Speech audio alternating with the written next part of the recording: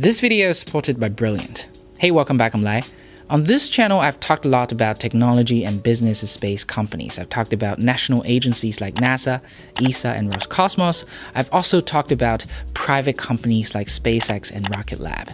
One entity I've refrained to talk about is ISRO, the Indian Space Research Organization, simply because it's really hard to pigeonhole ISRO. Yes, it is a traditional national agency much like NASA of the United States, but it's also at the same time extremely cost-conscious and result-oriented like a startup. Its launch price is almost as competitive as SpaceX. So let's talk about it today.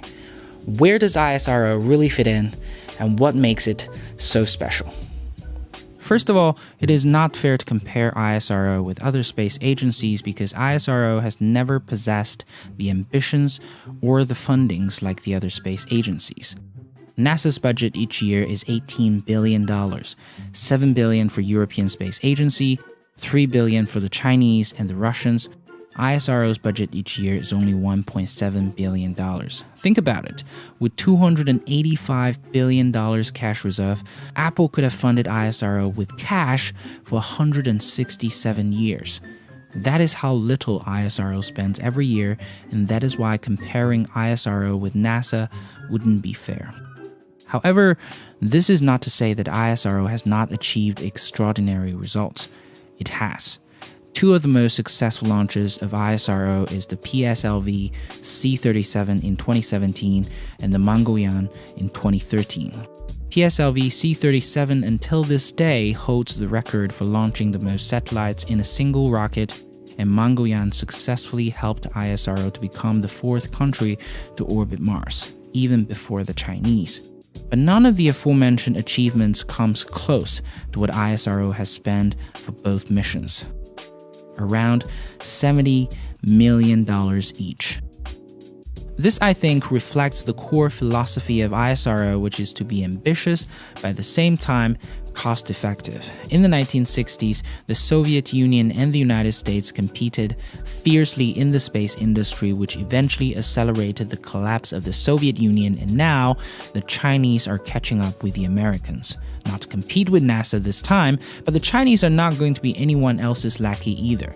Therefore, while other space agencies compete to make the most powerful rockets in the world, ISRO never seemed to care about that.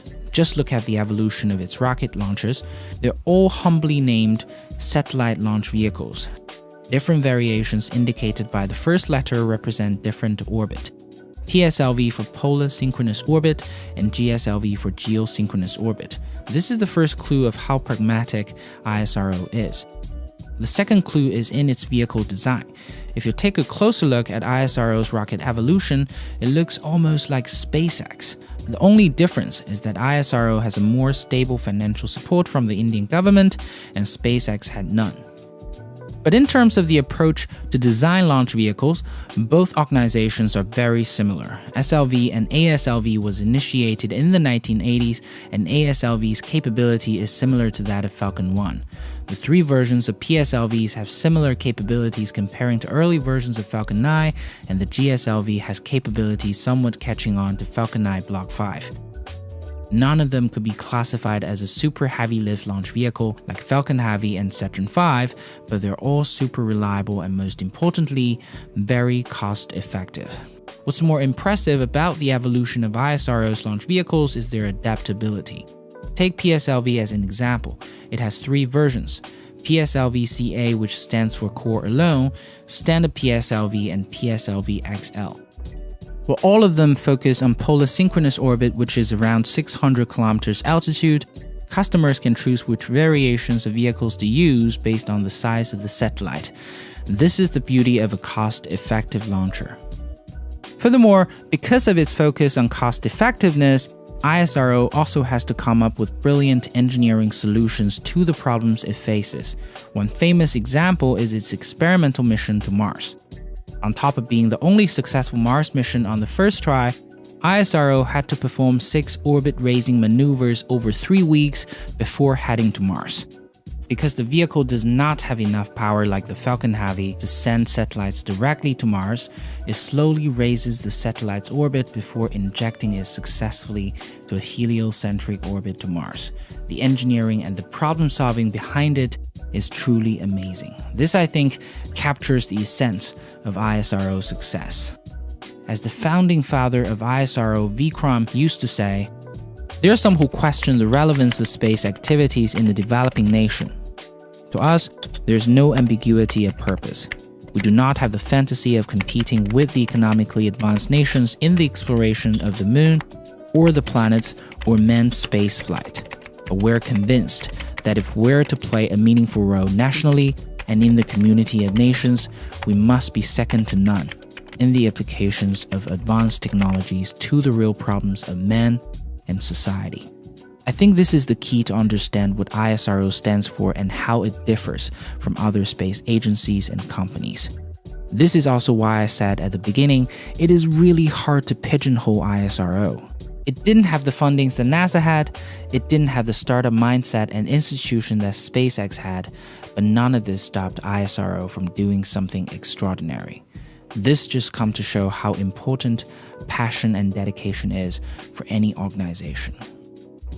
You know, talking about ISRO makes me really happy because it's clearly made out of people who are passionate, dedicated, and above all, an institution that encourages it.